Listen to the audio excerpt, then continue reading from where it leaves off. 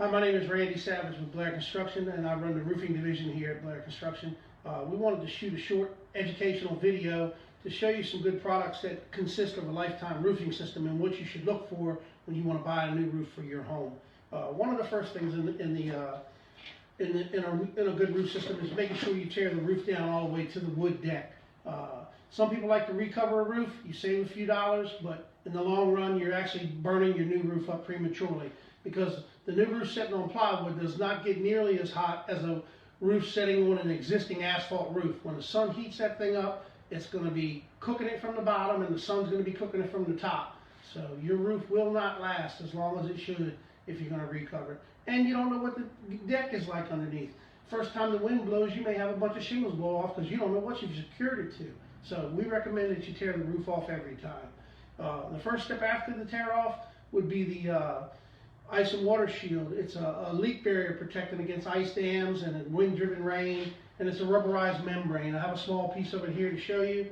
Comes with a backing, and it sticks directly to the plywood, and it bonds pretty well. We like to use it around all the eaves in the valleys, any penetrations, chimneys, that type of stuff, skylights. And then a lot of the guys out here will use underlayment for the remaining section of the roof. You put some type of underlayment and some kind of deck protection. A lot of guys just use felt paper. If some of your roof were to blow off for some reason, or some of these windy days like we've had lately, here's what you have protecting the rest of your deck. It's just like tissue paper, basically. It tears real easy. So we don't like to use that. We usually use a synthetic underlayment, a tiger paw, a deck armor, something strong that's not going to tear. So if you did have some issues, you'd still have some kind of protection to your home. Just a better system, better product. The next step would be drip edge along the edge.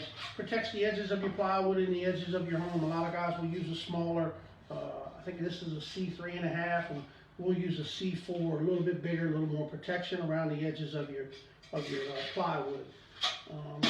The next thing that you would use would be your shingle starters. I see a lot of guys when they use starters, they'll use a full shingle like this. So take a full shingle and they flip it upside down. And when they flip it upside down, then they come back and put the next shingle over the top. When you put that shingle over the top, you have, I don't know, 6 or 7 inches here to the tar strip. So there's nothing there holding that front edge down.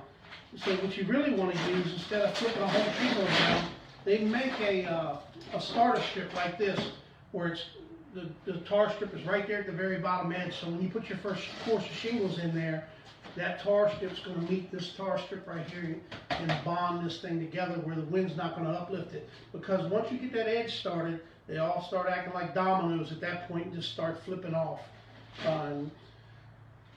It's best to use a good starter strip shingle to keep the edges secure. The next thing that you would use in a good system is the type of shingle. We like to use GAF Timberline shingle. They're oldest and largest manufacturer in North America. And we like to use the architectural style.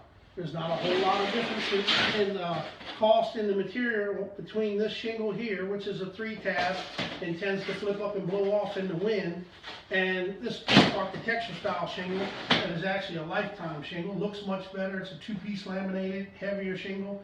The other shingle is about a 60-mile-an-hour wind warranty. This shingle is a 130-mile-an-hour wind warranty, and it's just a much better product.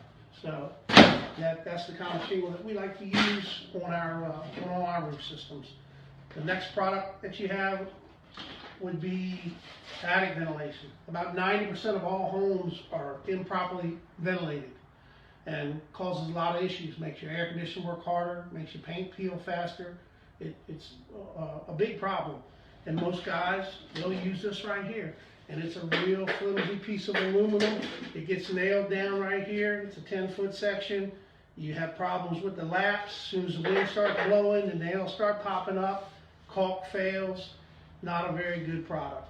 We like to use a shingle over ridge vent. It's like this. It gets secured down through there with nails. And then you put nails in here. And then each shingle covers a nail every time. It's a much better product, better performance. and protects your home a whole lot better. Another thing we see all the time, talk about that lifetime shingle. I see guys every day put a lifetime roof on, and then they take and put a $5 no caulk vent collar, flimsiest, cheapest collar that you can buy. If you're going to do a lifetime roof, this collar's going to cost you a little more, but this collar's never going to fail. This is a lifetime vent collar. This is what you should have when you get a dimensional shingle on a lifetime roof. Whoever you're buying from, if you're not buying from us, you should ask for these lifetime pipe collars because they make a big difference. They're going to last the life of your roof where the other ones will not. And I guess that's basically it. I've covered everything. I tried not to make it too long. If you have any questions, feel free to give us a call in here at 410-729-0777. Thank you for your time.